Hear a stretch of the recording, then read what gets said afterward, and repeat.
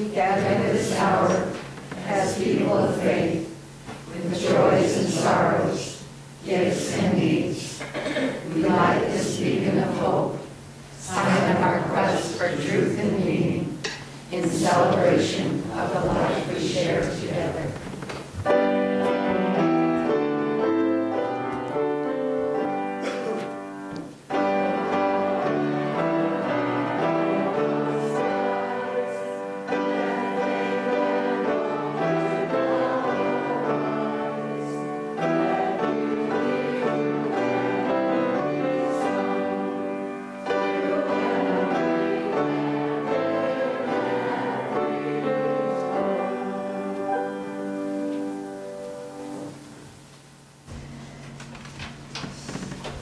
I'm wondering, did you know that it takes 20 to 28 days to form a habit?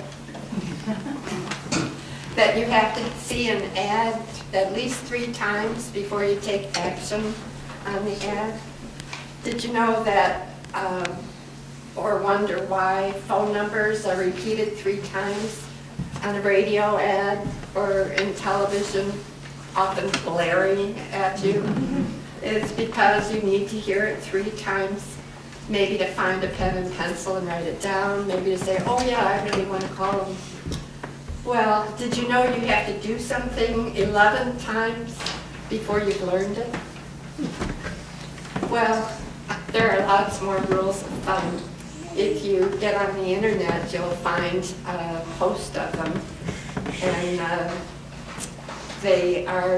they're used by office managers, and they're used by ad agencies, and seem kind of true, but they're not. I mean, they're just old wives' tales, and psychologists will tell you that there's really no science behind those rules.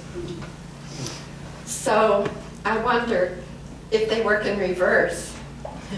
If I make a New Year's resolution to stop my habit of a daily caramel latte with half the caramel, can I do it in 20 to 28 days? And what about losing 10 pounds? Or kicking the smoking habit? Or drinking? People who track these kinds of things say most resolutions don't succeed. That is, New Year's resolutions. There's lots of other ways we can change what we do, but New Year's resolutions really don't seem to measure up. And I'm really not in favor of a New Year's resolution. It's not that I don't want to slow down my latte habit. It's more that I don't like the idea of setting up for failure. Even if it's just part of the New Year's fun, I just don't think that takes us to a good place. Those rules about how many repetitions it takes to be successful are mostly old wives' tales. The truth is, we're all very special individuals. Not one of us fits nicely into a profile prepared for us. So together, we'll find our way.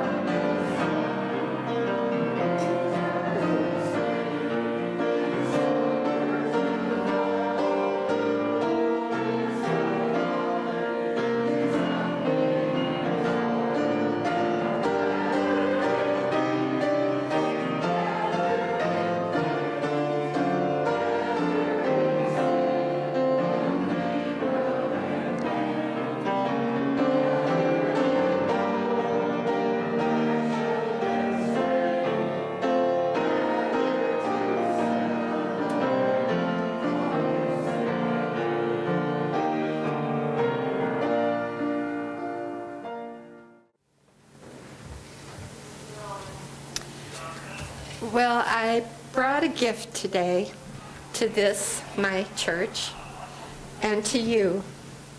It's something practical, it's tangible, and it's small. It's something to show my affection and appreciation for Unitarian Universalism and for what you and I create in this room when we come together to be here together.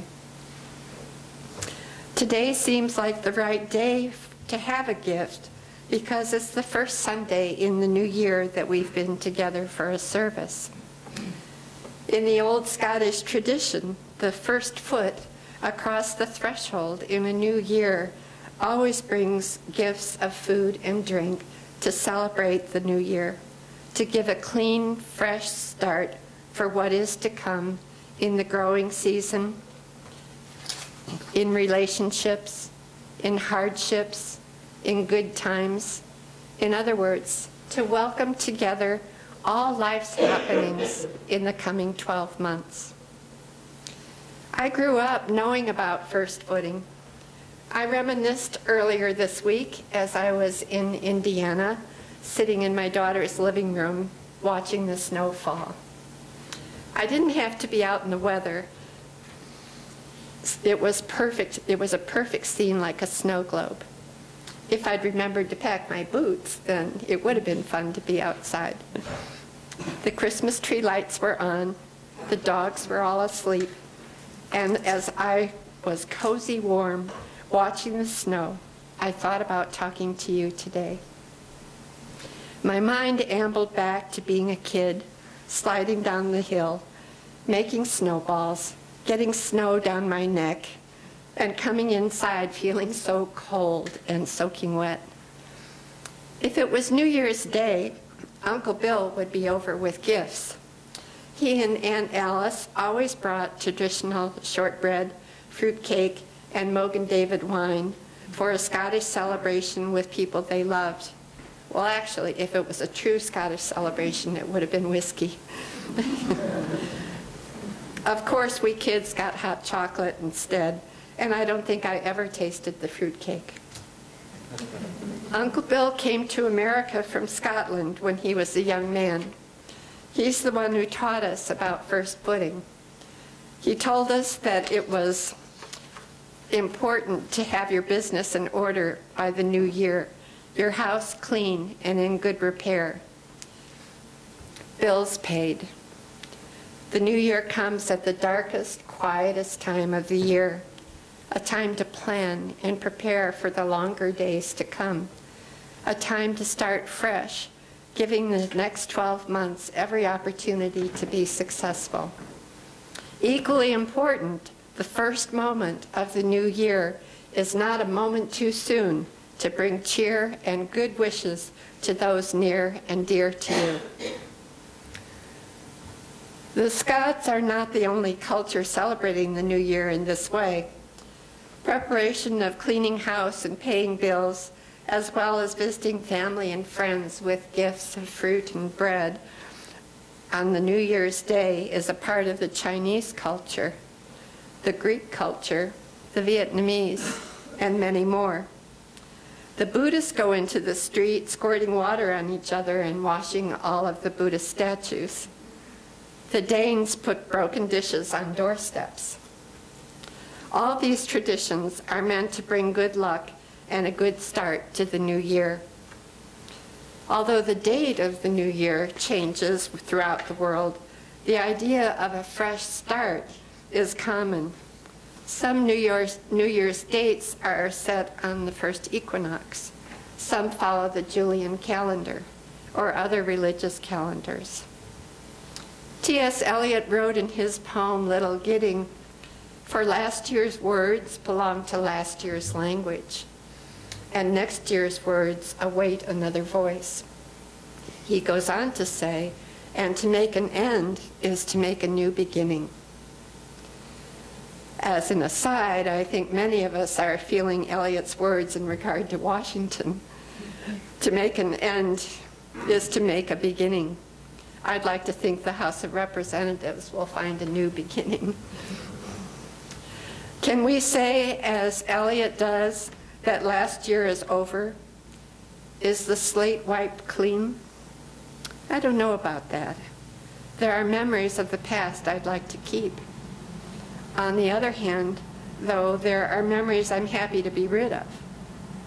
Perhaps that's what cleaning is all about, tossing out the bad along with the dust bunnies. Each family is making new traditions. While they lived at home, my daughters and I always made Christmas cookies together for our friends. Now that they're married and parents, our new tradition is to spend the 4th of July week together in a cabin in the woods.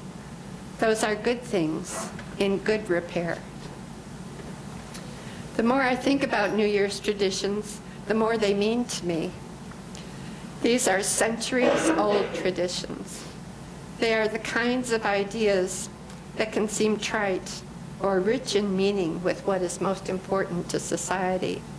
They are about family and friends and good wishes. They were born out of the simple need to have seeds that grow, to have babies live, to have fruit and bread, to survive. These traditions have continued, although morphed, they have continued.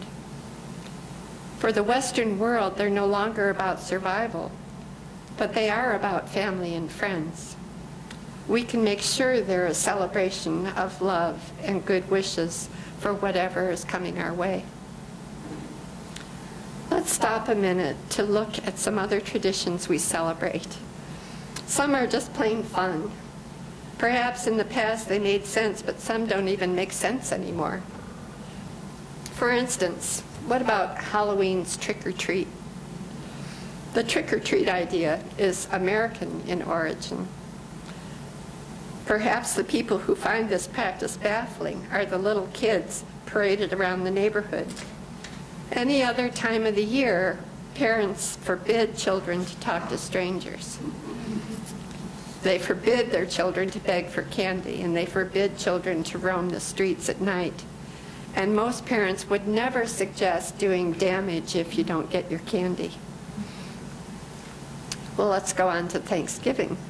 The first turkey to receive a formal stay of execution through presidential pardon was the Rose Garden in 1989, when President George H.W. Bush started this act of official benevolence that's now become an annual American tradition. Is there any solid thinking behind that tradition? New York Jets fans started a tailgate party in New Meadowlands Stadium in 1910. Today, it's not enough to show up at a game and take a seat. Now tailgaters arrive hours early to prepare for the experience of seeing the game in person. Wearing team colors, tailgaters crowd the stadium parking lot, grill food, sip cold beverages, play lawn games, and toss footballs around. It's a huge tradition. I might say that my middle daughter and her husband went to Arizona for the Kansas State-Oregon game and tailgated and tailgated and tailgated. Groundhog Day doesn't need much analysis. It's obvious that the groundhog has the last word on the weather. Perpetuating the American dream is a tradition that's been recalibrated from time to time. Americans still teach their kids that this dream is one that they can have. At an emotional level, the American dream speaks of opportunity and equal access for anyone willing to work hard to achieve it. At a more practical level, achieving the American dream has come to mean consumerism. It's a national tradition to pass down the idea that the American dream is achievable for each generation, no matter which of these values is used. Well, Black Friday, which of course is the Friday after Thanksgiving, launches a national weekend of shopping. Does it make sense to have the government explain to us that we need to shop, we need to buy, we need to spend, everyone needs more stuff? Go ahead, fill up your credit card for the good of the people. This is a screaming cry for a new approach to the economic system. Here's a tradition that just won't take hold, using the metric system. Congress originally authorized it in 1866 and has tried in the years since. But tradition tells a whole different story. Although the government now requires metric use in some public sectors and strongly encourages it in many private sectors, the American public never bought into it, making the United States the only industrialized country not using it. I must comment here that because I knit, I am learning metrics.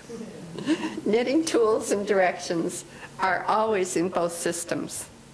So unconsciously, I am learning.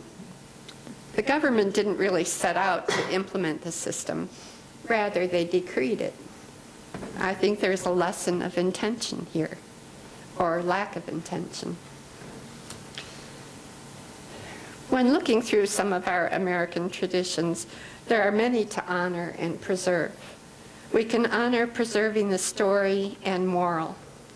We can honor the fun and community, as with the Puxatawney Phil, hog calling contests, pumpkin launches, even the New Year's ball drop, whether in Yellow Springs or New York City.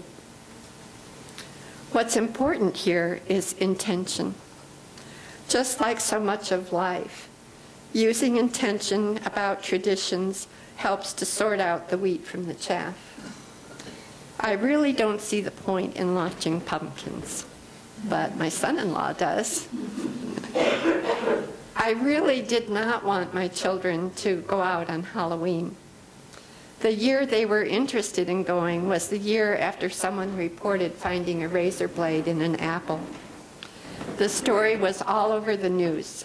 We were given instructions to only accept commercially wrapped foods and to examine everything the children had in their treats bag before allowing them to eat. It made me think of the old widow that lived down the street from us when I was a kid. On Halloween, she invited each group of kids into her home. The dining room table was set up with homemade donuts and cider. She wanted to find out about each of us as we ate. The occasion was obviously truly meaningful to her. Well, I'm glad she wasn't still alive to hear about the razor blades. I refused to participate. We made our house fun for kids to come in, but we didn't give out food, and my daughters didn't seem to mind staying at home in the years to come. I think I was pretty vocal about how sick Halloween had become, and I'll bet some of you were too. The holiday morphed. Most of the fun and community have lasted. It seems to me that the story of All Hallows Eve can still be told, and perhaps Halloween has changed into a holiday for younger kids. I'm out on a limb here because I don't know what teenagers are doing on October 31st these days, but we don't hear about it so much, so maybe it has changed into a holiday for children. I don't like May Day because it makes me think of the Russian display of tanks and military might. I do like the Easter Bunny because he's soft and cute, and for some reason he brings colorful eggs and candy, which make wonderful surprises for children to find. I don't think we need New Year's resolutions to demonstrate readiness for what's ahead. Just clean up your house, gather some food and drink, step out the door, and visit those who matter to you. Alfred Lord Tennyson wrote, "Ring out the old, ring in the new, ring happy bells across the snow. The year is going, let him go. Ring out the false, ring in the true. Ring out the false, ring in the true. Truly, for every human being, family and friends, create relationships that truly matter. Spend time nurturing relationships and that strengthen you. Honor those relationships. A grand honoring at the beginning of the new year is in order. Intentionally think about who and what you would never want to lose. Go out and celebrate. Bring gifts of happiness and love. Make it a party. My practical, tangible gift and small gift to this party is this. It's from my bag of seeds, and it's from Petra. This is my bag of seeds. And some of these are more special than others because they are from Petra, and they have been cultivated to do well in this climate and to do well in our soil. Petra, for those of you who don't know her, grew up in this church, and I like to think that she received some nurturing from this church. And I think it's so wonderful that she is now giving by serving in the church, and she's so really happy to have us use her seeds. We'll plant the seeds in the spring as soon as the ground is ready to receive them, and we'll watch them grow and know that they're adding to us and to this church. Joan Barnes has provided shortbread and wassail in the Scottish tradition of hospitality. I think I saw fruitcake out there as well. The new year comes again to say at the darkest time of the year, at the quietest part of the year. It's a time to plan and to prepare for the longer days to come. A time to start fresh, giving the next 12 months every opportunity to be good months. First footing is a tradition that I'd like to keep. Perhaps next year we'll have more ideas for first footing this beloved church.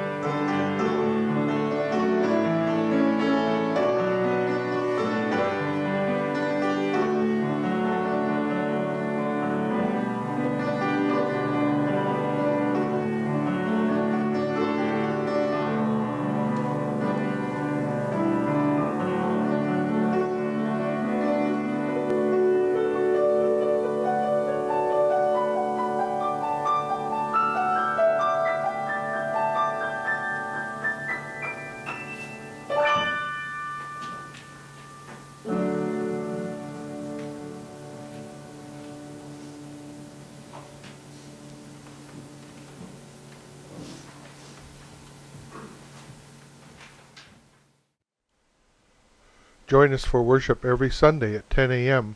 at the Unitarian Universalist Church of Canandaigua, a welcoming congregation. We are located at 3024 Cooley Road, 4 miles west of South Main Street, Canandaigua, just north of the intersection with Routes 5 and 20. Look for the blue signs just before the turn. Your comments about this program or questions about the church are welcome at 585-396-1370 or at our website, www.canandaiguauu.org. Producer and editor, Daniel Brigham.